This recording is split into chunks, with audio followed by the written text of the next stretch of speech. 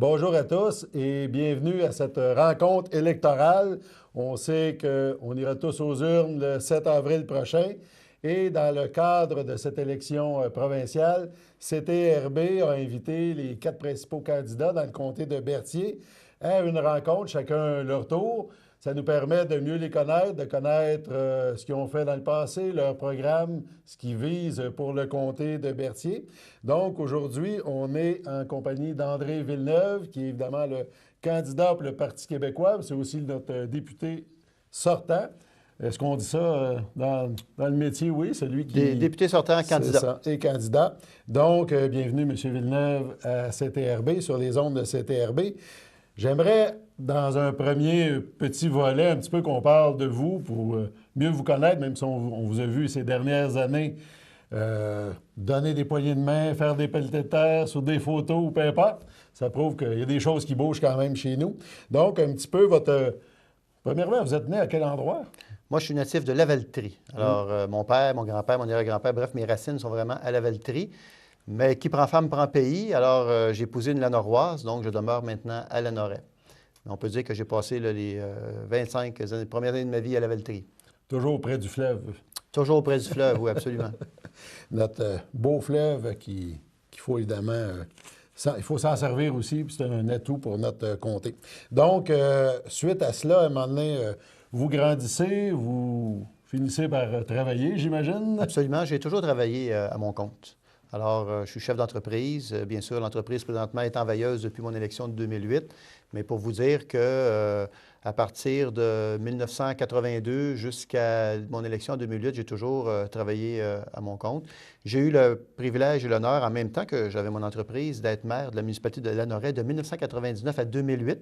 C'est d'ailleurs en 1999 qu'on a réussi, tout le monde à Lanoraie, là, à faire en sorte qu'on ne devienne qu'une seule municipalité. Donc, on a procédé au regroupement des deux municipalités. À l'époque, j'avais été élu maire de la paroisse.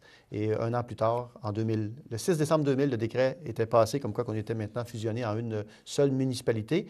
J'ai donc été de 1999 à 2008 maire de la municipalité de Lanoraie et j'ai aussi eu le privilège et la chance d'occuper le poste de préfet de 2005 à 2007. Et évidemment, en 2008, j'ai été élu. Les gens ont bien voulu me faire confiance comme député. J'ai été élu en 2008. Et là, j'ai dû démissionner à titre de maire pour occuper pleinement mon poste de député à l'Assemblée nationale. Entre le moment où vous êtes homme d'affaires et vous allez politique municipale, est-ce qu'il y a des raisons particulières? Vous vouliez servir vos concitoyens? C'est un peu hasard. C'est un peu hasard. L'histoire, c'est trop longue à raconter, mais c'est vraiment un peu hasard, comme quoi je me suis retrouvé maire. C'est des gens qui m'ont approché comme ça pour des raisons assez précises, par ailleurs.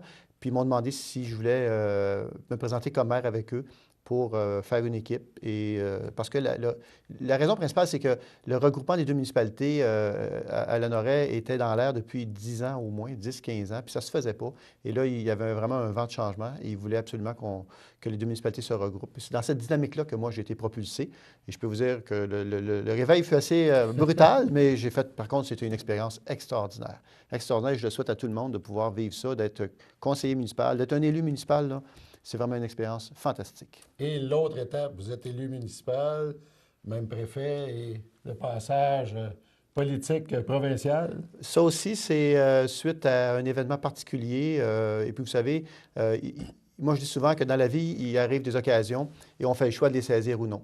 Dans ce cas-ci, l'occasion s'est présentée en 2008 où j'ai eu, de la part de l'exécutif du Parti québécois, j'ai eu une demande. En fait, j'ai reçu une lettre comme quoi il me demandait, il voulait que je les rencontre et il voulait me proposer justement d'être candidat à la prochaine campagne électorale de 2008.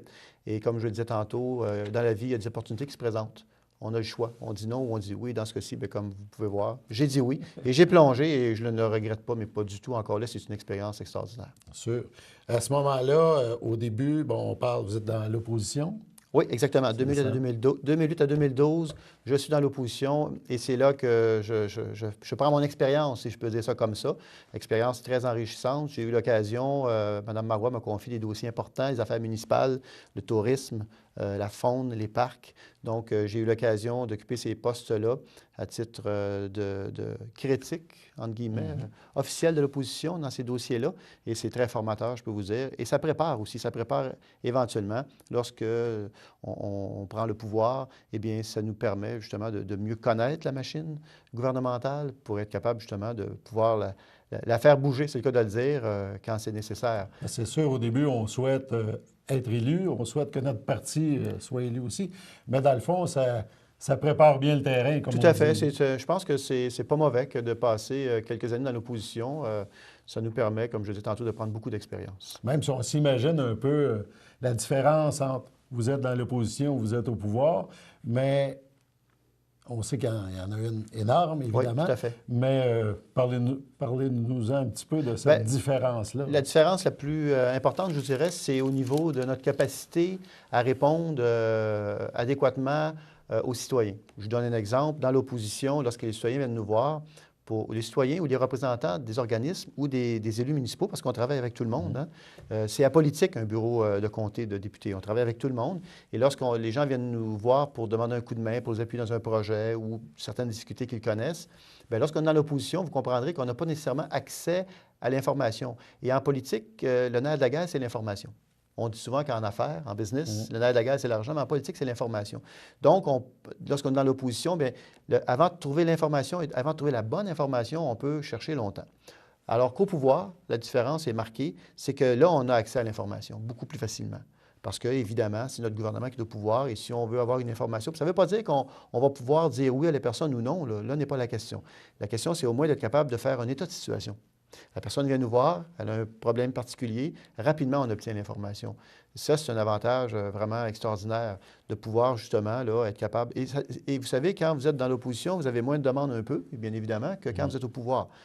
Et comment on fait pour arriver justement à prendre cette charge de travail-là supplémentaire, c'est qu'au pouvoir, on a l'information plus rapidement et on est capable de répondre aux gens beaucoup plus rapidement. Mais j'imagine que c'est une façon aussi, on l'apprend en travaillant. Mais à ce moment-là, oui, il y a beaucoup plus de demandes lorsqu'on est au pouvoir. Oui, tout à fait. Mais aussi, on ne peut pas répondre à toutes ces demandes-là.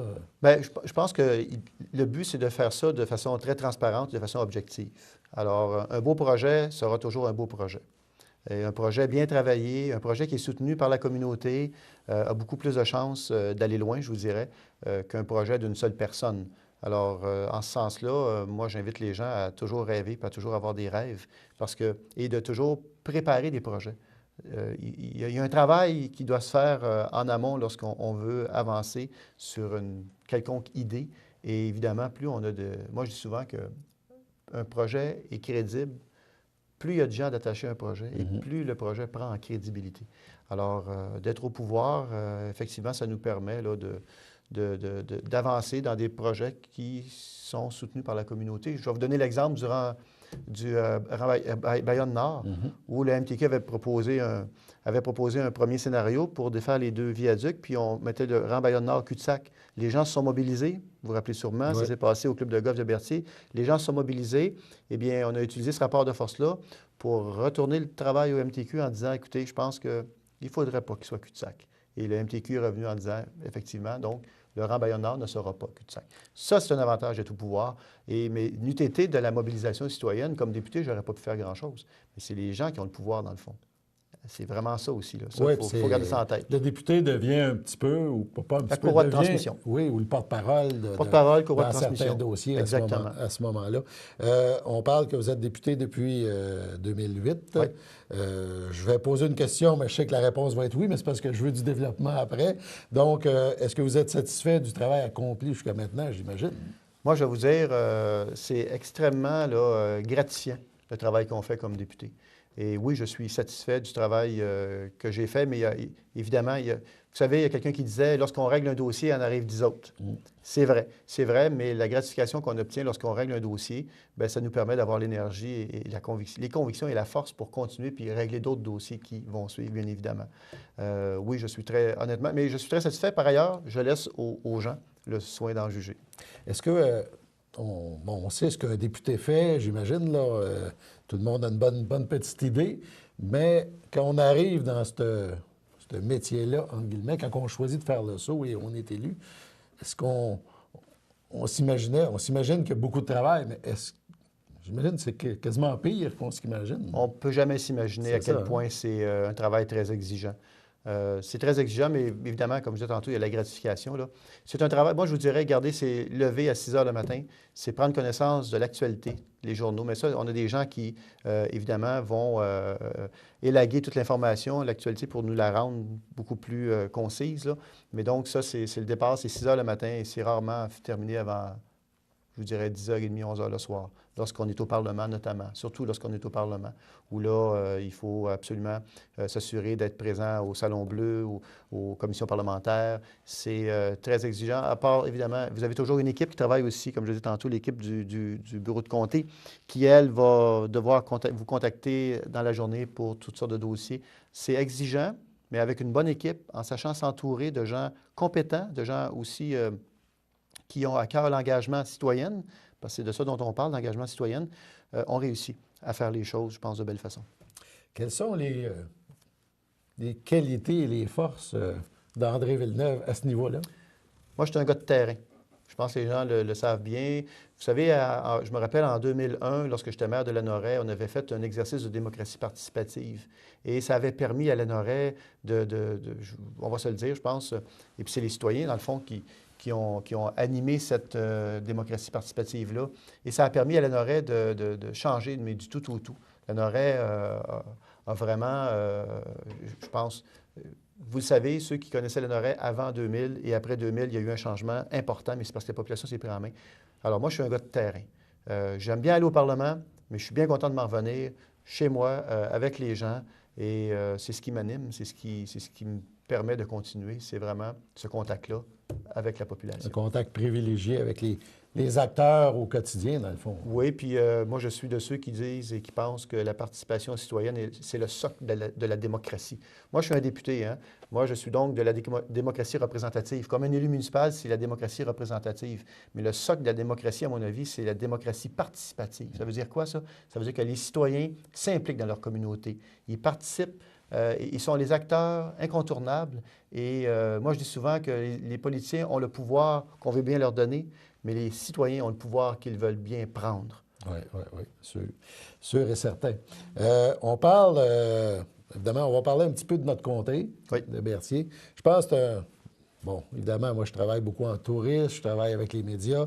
On le sait que ce comté-là a un potentiel incroyable et un potentiel qui est loin d'être atteint, là. Je pense que c'est une belle terre où on peut travailler. Puis pour mettre davantage de poids sur ce que vous venez de dire, là, M. Bellumeur, là, il faut se rappeler que Lanaudière, c'est une région jeune. Elle a été créée de mémoire en 1985 ou 87. Donc, c'est une région jeune. Et en plus, c'est une région qui croît sur le plan démographique 3 à 4 fois plus vite que le reste du Québec. Il y a une raison à ça. En fait, il y a plusieurs raisons à ça. Pourquoi les gens viennent s'installer chez nous? Pourquoi les gens choisissent Lanaudière? C'est parce qu'en quelque part, on est une région qui a un potentiel, vous l'avez dit, qui est dynamique, des gens dynamiques, une région aussi authentique, puis une région qui a beaucoup à offrir.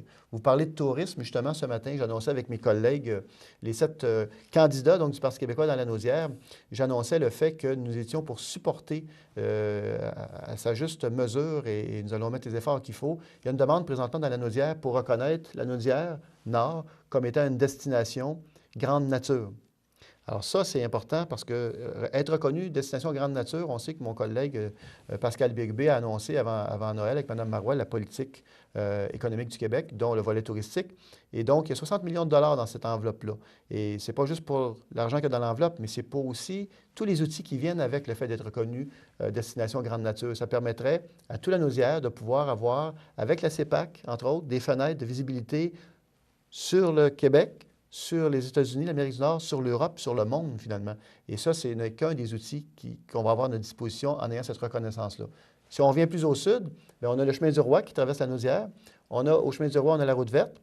Et vous savez comme moi que le tronçon entre Lanoraie et Berthier, malheureusement, n'est pas complété au niveau de la route verte. Le MTQ est présentement en marche, est présentement en action pour, justement, s'assurer d'avoir toutes les emprises nécessaires pour procéder. On a aussi, au bout de la rue Montcalm, ici, vous savez, le pont a été démoli.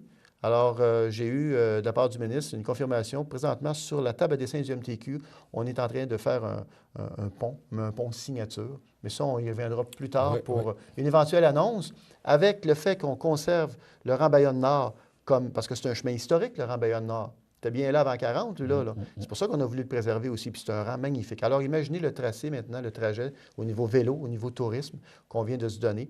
Puis quand on parle du chemin du Roi, là, il faut toujours se rappeler une chose. Quand on intervient sur le chemin du Roi, il faut faire mieux, pas pire. Il faut faire mieux que qu'est-ce qu'on a là, parce que c'est le chemin qui a permis au Québec d'être ce qu'il est aujourd'hui. C'est le premier chemin, hein, c'est le chemin du Roi. Alors, il faut toujours s'assurer qu'on fait les choses correctement. Donc, dans Berthier, dans la Naudière, mais dans Berthier, le potentiel est là, absolument, surtout au niveau touristique. Extraordinaire. On va faire une petite pause, on va revenir dans quelques minutes. Avec l'Association des amputés de guerre, tu peux accéder au programme des mères solidaires. Tu es jumelé avec une autre famille, comme avec Maude qui a une amputation similaire à Mégane, avec sa mère. Maude est plus vieille, fait qu'elle donne des conseils. C'est comme un modèle pour Mégane. Maman, elle m'aide souvent, puis elle est courageuse. Puis sa mère, elle a tout répondu à nos questions. Ça nous a rassurés beaucoup. Les amputés de guerre apportent tellement dans notre vie, là. On peut compter sur eux. On poursuit l'entrevue que nous accorde André Villeneuve, qui est candidat pour le Parti québécois dans l'élection provinciale, donc dans le comté de Berthier. C'est le député sortant aussi. On a parlé hors d'onde tantôt un petit peu, mais depuis la campagne de 2008, comparée à la campagne actuelle, on est rendu, ça fait quoi, 12-13 jours là, déjà. Le temps passe vite. Mais je pense que c'est deux mondes différents. Ça change beaucoup, ça évolue très rapidement. 2008, au niveau des réseaux sociaux, on se rappellera, c'était, bon, ça existait, mais c'était peu présent. Aujourd'hui, nous sommes tous, ou à peu près tous, sur les réseaux sociaux. Il faut faire attention, c'est à double tranchant, comme on dit, mais c'est un incontournable maintenant, aujourd'hui. Et d'ailleurs, je reçois l'information en continu. Vous voyez, j'ai un téléphone cellulaire, j'ai une tablette, j'ai un portable. Alors, on est vraiment là, à la fine pointe, justement, pour être capable d'être connecté sur l'actualité là, à toutes les demi-heures, je dirais. À toutes les demi-heures, sinon à toutes les minutes. Évidemment, il faut savoir l'utiliser, là. Il faut savoir l'utiliser au bon moment, mais c'est un incontournable. On doit absolument avoir ces outils-là. Ça nous permet d'être beaucoup plus efficaces sur le terrain. Mais oui, il y a eu un changement très, très significatif et important au niveau des communications en termes là, de la campagne de 2008 à aujourd'hui. Est-ce que vous ressentez, en parcourant le comté, que les gens, mettons, je parle de politique en général, sont un petit peu désabusés ou pas? Écoutez, Parce que je veux pas tomber dans les médias. Oui, mais je ne veux pas tomber non plus dans la partisanerie, puis commencer à vous dire qu'il y a eu 9 ans de règne libéral, puis bon, il y a eu toutes sortes de choses qui sont passées. Bon, on n'ira pas là, mais vous dire que moi, je fonde beaucoup d'espoir en la société québécoise. C'est une société qui, vous savez, on a un des meilleurs systèmes d'éducation au monde. Est-ce qu'il est perfectible? Oui, il est perfectible. On a une économie qui, présentement, est en train de se redémarrer de belle façon. Puis aujourd'hui, les économies sont tous intrinsèquement liées les unes aux autres. Donc, au niveau mondial, l'économie va reprendre tranquillement, pas vite. Et c'est bien sûr que le Québec est en bonne position présentement pour saisir des opportunités qui vont se profiler au cours des prochaines semaines, au cours des prochains mois. D'ailleurs, on s'est donné une politique économique audacieuse, très forte, qui a été reconnue d'ailleurs par même le Parti libéral l'a reconnu, là. Ils ont engagé un banquier pour eux autres qui a dit qu'on avait une belle politique économique, puis un beau budget. Bon, alors je pense que tout n'est pas parfait, mais on travaille très fort à ce niveau-là pour justement là, être bien positionné quand la reprise va se mettre là, quand elle sera à l'horizon. Et je pense qu'elle est à l'horizon. Les Américains, ça va beaucoup mieux. Au Québec, ça va bien. On peut faire mieux, puis on va faire mieux. Est-ce que, évidemment, une campagne électorale, bon, c'est surtout les chefs qui font, les chefs ou les grandes rencontres nationales, là, on a les grands engagements, tout ça, mais un député, quelqu'un veut se présenter député dans un comté, j'imagine, il y a aussi des idées, des projets, des choses qu'il voudrait améliorer dans son comté. Tout à fait. Bien, écoutez, je l'ai dit tantôt, les meilleures idées, c'est les gens qui les ont. Alors, souvent, je dis à l'Assemblée nationale, lorsque j'interviens au Salon Bleu, vous savez, on est ici en train de voter une loi, là, mais c'est parce que cette idée-là, là, nous, le seul mérite qu'on a, c'est de la voter, la loi, parce que c'est les citoyens, c'est les communautés Finalement, c'est monté jusqu'au Parlement. Et c'est souvent ça qui arrive. Dans 99 des cas, ce qu'on vote au Parlement, c'est parce qu'il y a une volonté sur le terrain des citoyens, finalement, que la loi soit changée ou qu'une nouvelle loi arrive. Il y a des exemples qui sont multiples parce que c'est vraiment cela qui se produit. C'est les gens qui... Vous savez, une société, ça évolue constamment. Et c'est parce que les gens aussi, dans cette société-là, bougent, les idées s'entrechoquent. On parlait de cynisme, juste revenir sur le cynisme tantôt. Oui, c'est certain que les gens sont quelque peu désabusés, mais dès que vous enclenchez une conversation, je peux vous dire une chose, c'est drôlement animé. J'étais à Saint-Jean-de-Mata hier et je suis allé dans un petit dépanneur café, là. Il y avait 4 personnes autour du genre de petit bar à café, là.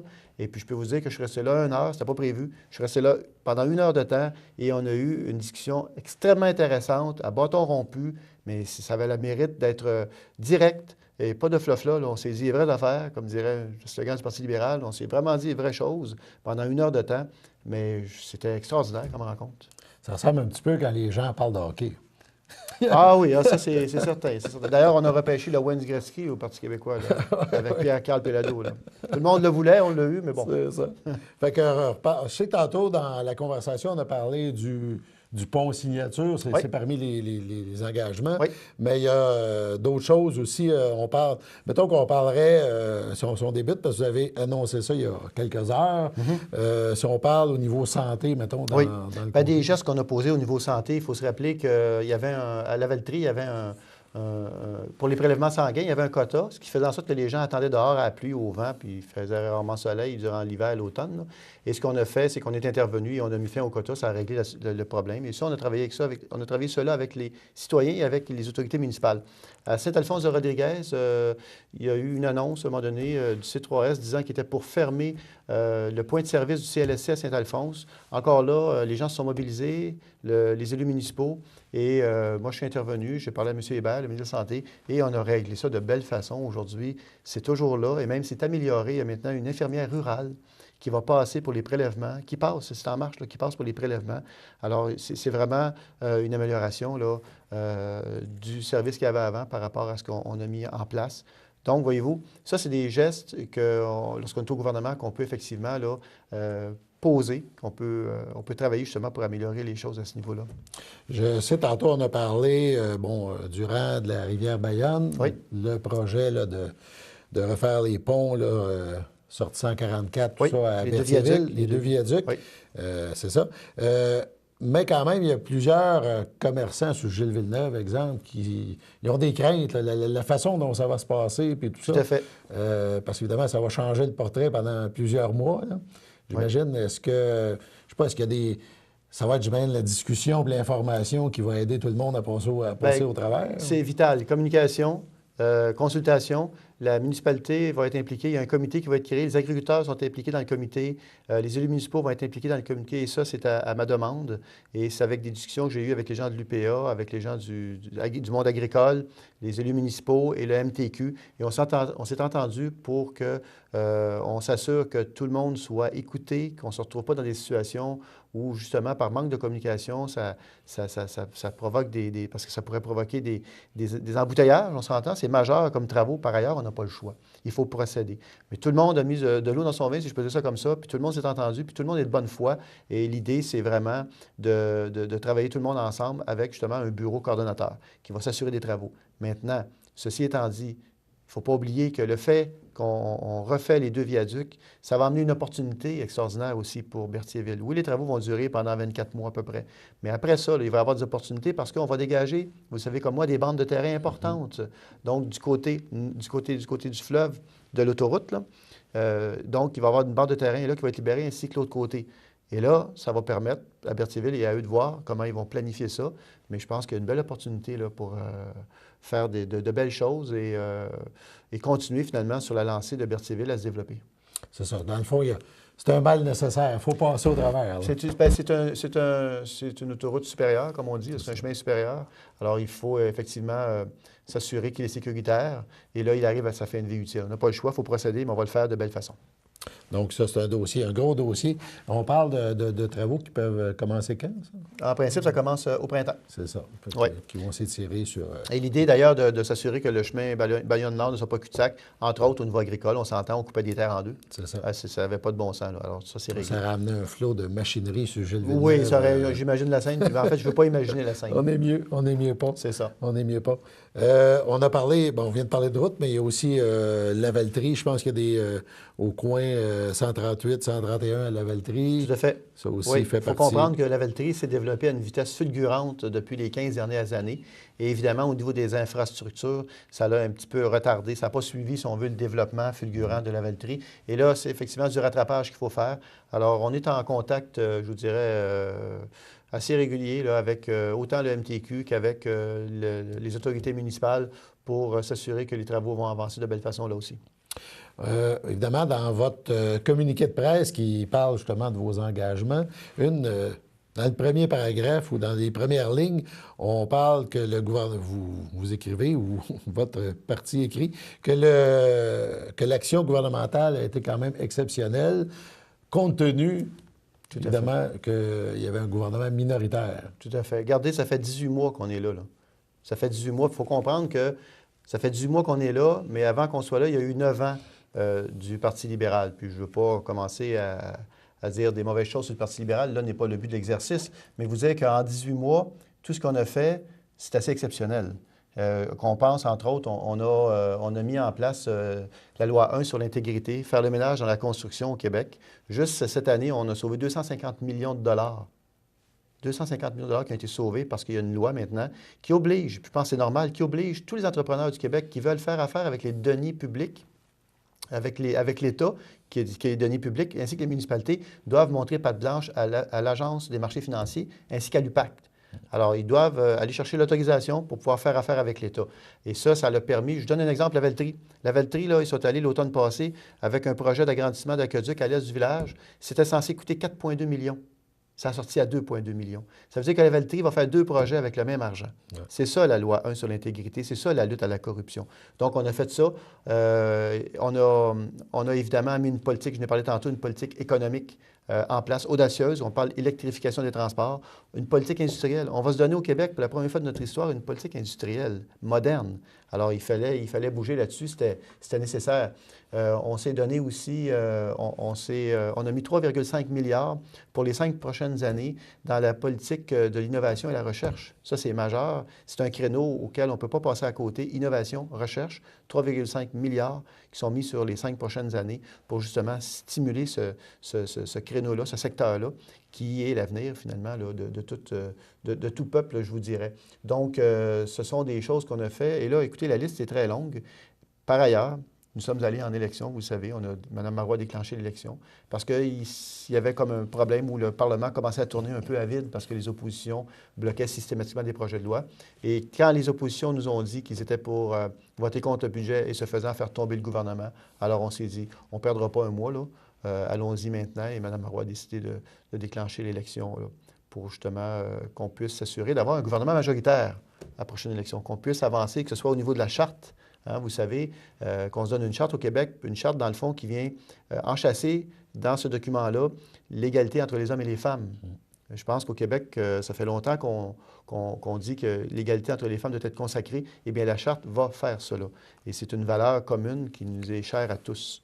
Alors, donc, il y a eu des projets de loi. Je vous dis, on était hyper actifs en termes de projets de loi, en termes je pense à la loi 10 qu'on a faite, notamment sur les élus municipaux. Vous savez ce qui est arrivé à Mascouche, le maire qui ne démissionnait pas puis qui était accusé au criminel. Donc, on a mis une loi en place pour justement s'assurer que ça ne se produise pas, qu'il y a un juge qui décide pour justement s'assurer que si le maire est accusé au criminel, qu'il prenne une pause le temps que son procès se passe. Donc, on a fait ça. On a voulu passer une nouvelle loi 101. Malheureusement, l'opposition nous a empêchés de le faire. On a voulu mettre en place une banque de développement économique. Cette banque de développement économique du Québec-là, ce qu'elle aurait fait, c'est qu'elle aurait permis d'avoir un guichet unique dans toutes les régions du Québec. C'est-à-dire que les entreprises, les entrepreneurs auraient eu accès, sans tomber dans un labyrinthe de procédures, auraient eu accès à un guichet unique qui aurait permis, finalement, d'accélérer au niveau des procédures et de donner des moyens supplémentaires aux régions, justement, pour pouvoir se développer. Bref, beaucoup de choses faites. 18 mois. Il restera encore beaucoup de choses à faire. Il en reste beaucoup à faire. On va vous souhaiter bonne chance pour le 7 avril. Ça m'a fait plaisir de vous Merci beaucoup à vous. recevoir sur les ondes de CTRB. Merci à vous. C'était M. André Villeneuve, le candidat du Parti québécois d'Ambertier. Merci et à la prochaine.